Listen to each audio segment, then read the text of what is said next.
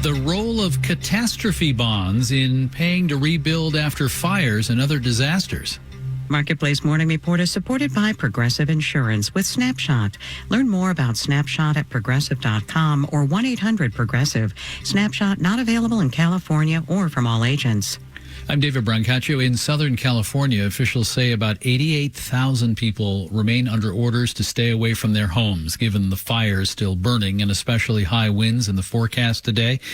And a teachable moment now here on what are called catastrophe bonds, financial instruments used by insurance and reinsurance firms and sometimes governments to help cover losses in a disaster. They help keep insurance markets functioning at a time when it's harder for homeowners to get coverage. Marketplace's Amy Scott reports.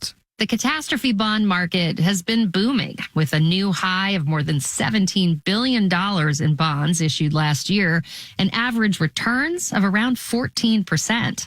Yes, investors have done fairly well over the last couple of years. Chris Grimes follows the cat bond market at Fitch Ratings. He says the way catastrophe bonds work, an insurance company only gets the money if a specific type of catastrophe happens and losses exceed a certain threshold. If that doesn't happen, investors get their money back plus interest. And though there were plenty of disasters in 2024, winter storms, flooding, hurricanes, the types of risks that are insured by cat bonds tend to be fairly risk remote, meaning that a very large event typically would need to happen to trigger losses to investors. A large event like the LA fires? Not necessarily.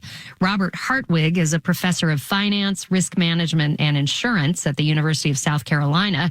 He says of the $50 billion in catastrophe bonds outstanding globally, approximately 12% of that has exposure to wildfires. And a lot of that is in bonds that cover multiple perils that are only triggered if aggregate losses reach a certain amount. But Hartwig points out it's still early in the year. And so if we have a severe tornado season and if we have a severe hurricane season, at some point it's possible that the aggregation across all these events will trigger payout on the bond. After they're issued, cat bonds trade in a secondary market, and Hartwig says prices there have dipped for some bonds, suggesting investors do expect some losses. Carolyn Kuski researches climate risk management at Environmental Defense Fund.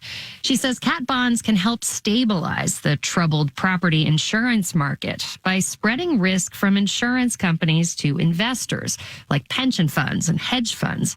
But if investors lose money, they'll likely charge more to take the risk.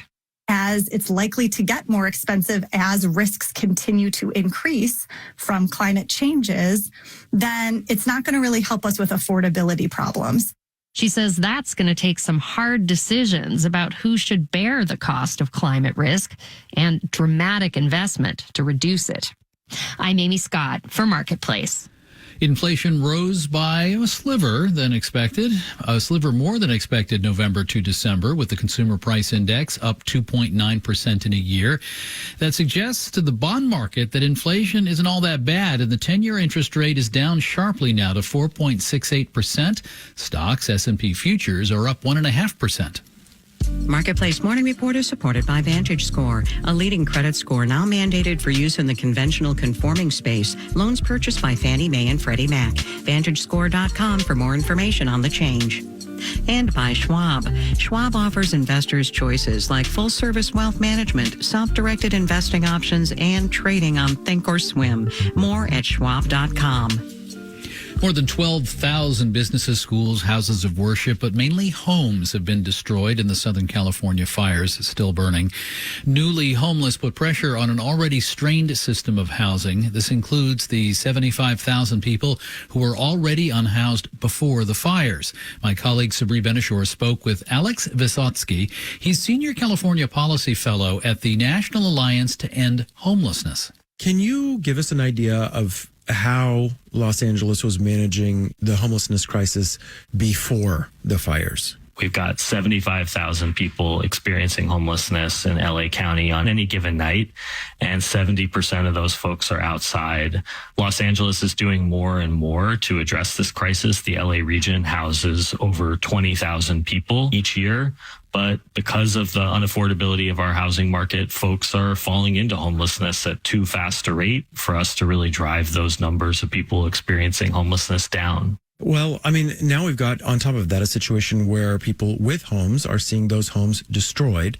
Does that mean we're going to see more people unhoused? It might, right? You have twin challenges now where the housing market is going to be even more competitive. And we know that that can drive more folks into homelessness and drive costs up. We also know that for folks that are currently unhoused, it's going to become all the more competitive and all the more challenging to get back into housing.